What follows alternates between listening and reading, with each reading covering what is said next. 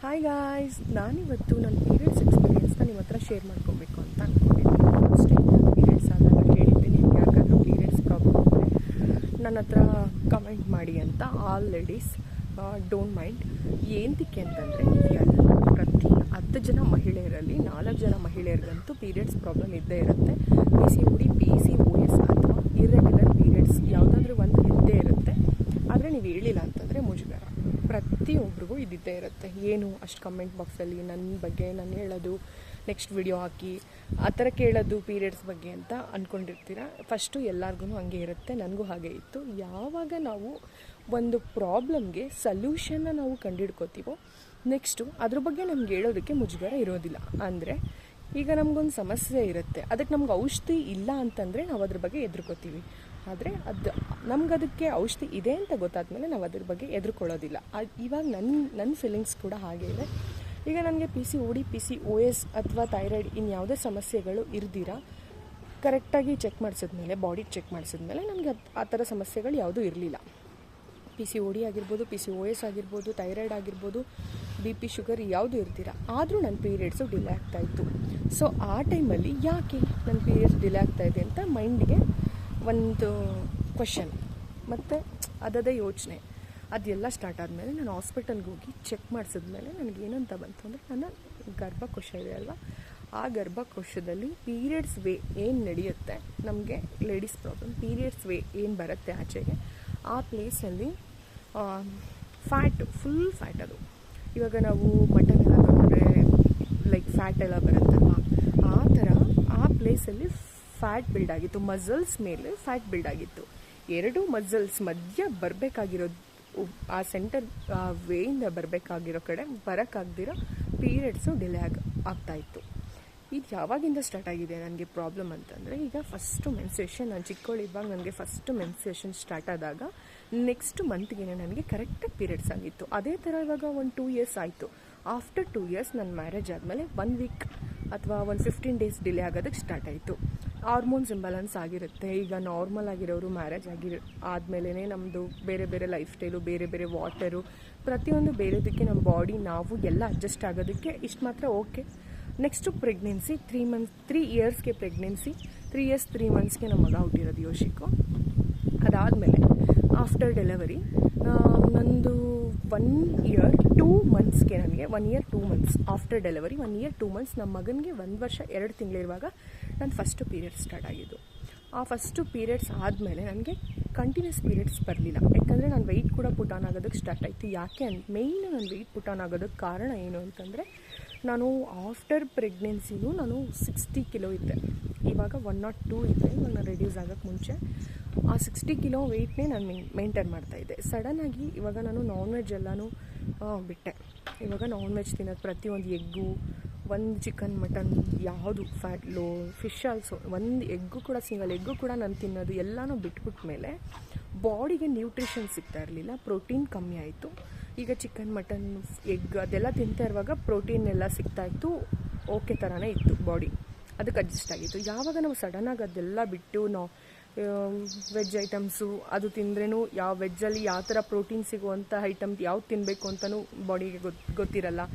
Rice ತಿನ್ನೋದು, ಯಾವುದೋ ಒಂದು ಸಾಂಬಾರು ತಿನ್ನೋದು, ಅದೆಲ್ಲ ಮಾಡೋದ ಮೇಲೆ ನನಗೆ ಪೀರಿಯಡ್ಸ್ ಪ್ರಾಬ್ಲಮ್ ಸ್ಟಾರ್ಟ್ ಆಯಿತು. ನನ್ನ ವೆಯ್ಟ್ ಕೂಡ ಜಾಸ್ತಿ ಆಯಿತು. ಹಾರ್ಮೋನ್ಸ್ ಇಂಬ್ಯಾಲೆನ್ಸ್ ಆಗೋದಕ್ಕೆ ಸ್ಟಾರ್ಟ್ ಆಯಿತು ಬಾಡಿನಲ್ಲಿ. ಹಾರ್ಮೋನ್ಸ್ ಇಂಬ್ಯಾಲೆನ್ಸ್ ಆದಾಗ ಸಡನ್ನಾಗಿ ನಾನು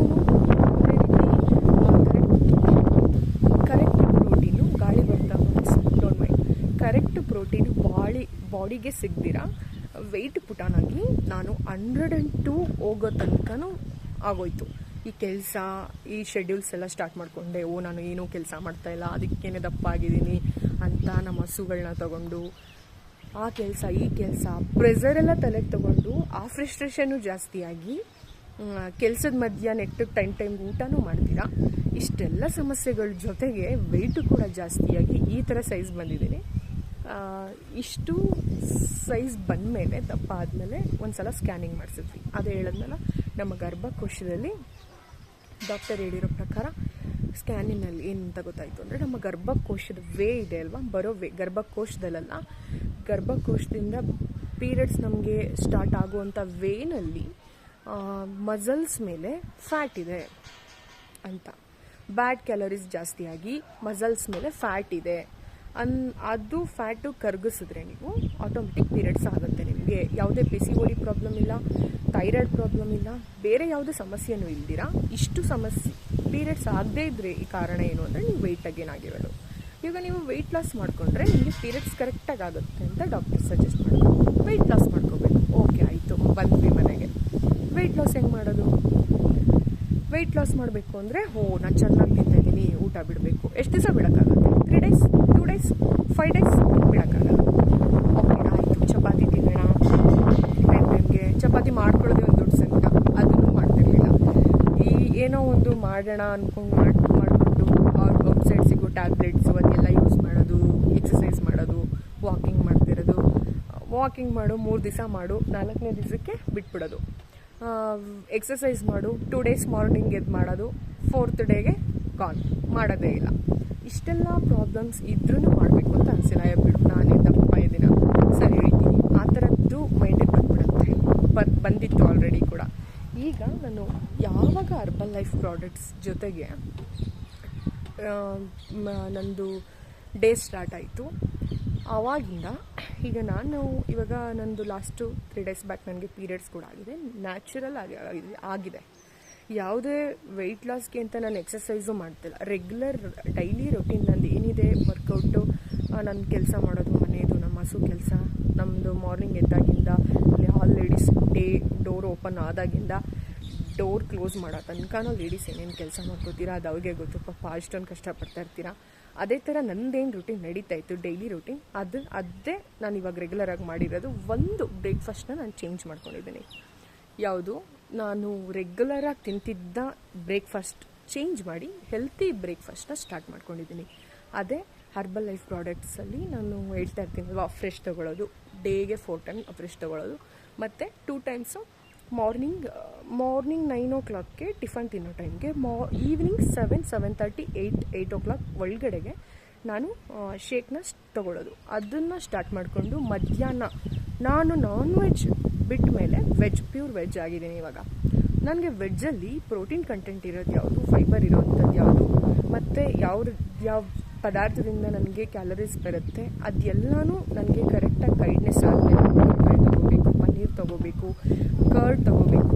ನಿಮಗೆ ಗೊತ್ತಾ, ನಾನು ಮೊಸರು ಅನ್ನ ತಿನ್ನಬೇಕಂತ ನಂಗೆ ತುಂಬ ಇಷ್ಟ. Curd rice, I love that curd. But ನಾನು ವೆಯ್ಟ್ ಗೇನ್ ಆಗ್ತೀನಿ ಅಂತ ಒಂದೇ ಒಂದು ಕಾರಣಕ್ಕೆ ಕರ್ಡ್ ರೈಸ್ ತೊಗೋತಿರ್ಲಿಲ್ಲ. ಬಟ್ ಇವಾಗ ನನಗೆ ಹೇಳ್ತಾ ಇದ್ದಾರೆ ಏನಂದರೆ, ನಾವು ತೊಗೋತಾ ಇರೋ ಕರ್ಡು ನನ್ನ ಬಾಡಿಗೆ ಸಾಕಾಗ್ತಾಯಿಲ್ಲ.